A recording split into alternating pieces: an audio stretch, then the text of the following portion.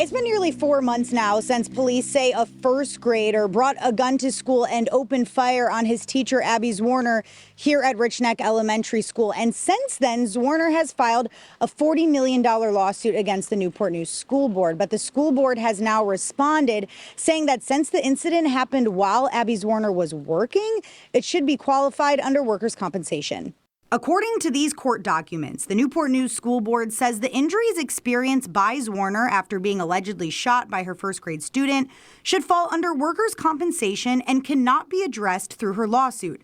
Virginia law prohibits employees from suing their employer when an incident is considered a workers' comp issue. We'd have to go look and see what the Virginia Supreme Court and Virginia Court of Appeals have said about similar situations and whether there is an exception to the workers' compensation bar that would allow a lawsuit to be brought against the employer.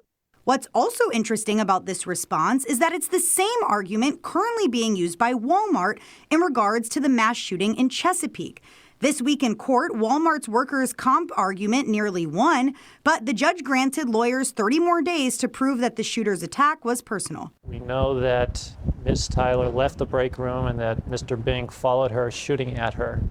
And we believe that is a personal attack. Hampton Roads attorney John Baker says in order for both of these cases to move forward, lawyers must prove that gunshot injuries are not a reasonably assumed risk of the job. The unique facts in both of these cases is that they involve shootings, which from what I've read, the plaintiff's attorneys are arguing is not typically a risk that one takes on when they go to work every day, especially at a Walmart or especially at a school.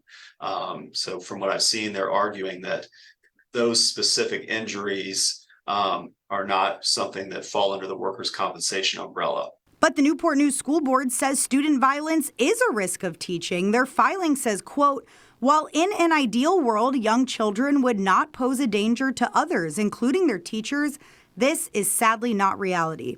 Zwerner and her legal team responded to this, saying, quote, no one believes that a first grade teacher should expect that one of the risks of teaching first grade is that you might get shot by a 6-year-old. Teachers across the district will be alarmed to learn their employer sees this as part of the job description. And I should add that the Newport News School Board said that Zwerner did qualify for that workers' compensation, which would have covered a lifetime of medical expenses related to those injuries, but were told that she refused to accept it.